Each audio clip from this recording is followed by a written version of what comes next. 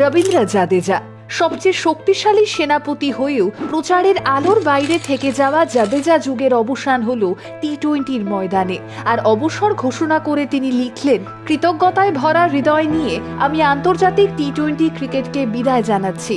গৌরবের নেশায় অবিচল ঘোড়া যেমন ছুটে চলে, তেমনি আমিও দেশের জন্য সর্বদা সেরাটা দেওয়ার চেষ্টা করেছি।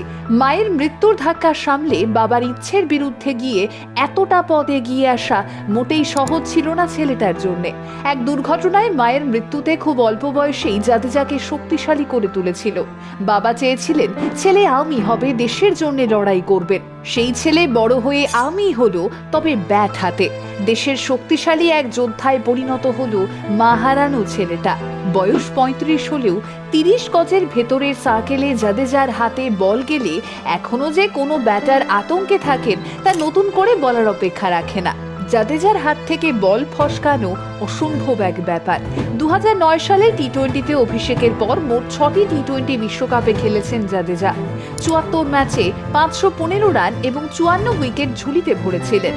কিন্তু সেভাবে কখনোই প্রচারের আলোয় তাকে দেখা যায়নি। না, বিরাট ধোনিদের মতো ফ্যান বেস তার নেই। সোশ্যাল মিডিয়াতেও সেভাবে খুব একটা ট্রেন্ডিংও নন তিনি।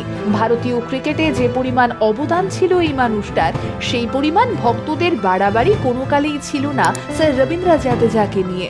অথচ বহু গুরুত্বপূর্ণ ম্যাচ জেতার পেছনে অবদান রয়েছে এই শক্তিশালী অলরাউন্ডারের।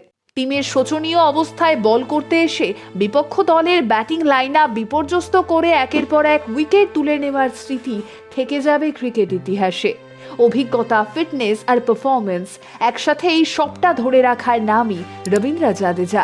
নির্বাচকরা কোনো না কোনো কারণে সবসময় জাদেজাকে দলে রাখার প্রয়োজন মনে করেছেন, আর এর কারণ স্বয়ং জাদেজাই। হয় বোলিং ভালো, না হলে ফিল্ডিং, আর না হলে ব্যাটিং। আর এখানেই তিনি অদ্বিতীয় হয়ে থেকে গিয়েছেন বরাবর।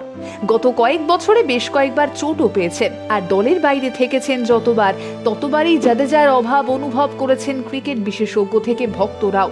আর এবারে সেই অভাব চিরস্থায়ী করে দিয়েই বরাবরের মতো নিঃশব্দে সরে গেলেন। জায়গা ছেড়ে দিলেন নতুনদের জন্যে। তরুণদের সঙ্গে পাল্লা দিয়ে যে ফিল্ডিংয়ের নমুনা তিনি মাঠে রাখতেন তা সত্যিই প্রশংসনীয়। আমরা বিরাট, ধোনি, যুবরাজদের বিকল্প নিয়ে ভেবে চলি, কিন্তু জাদেজার বিকল্প না, সেই উত্তরটাও নেই আমাদের কাছে। ধন্যবাদ স্যার জাদেজা।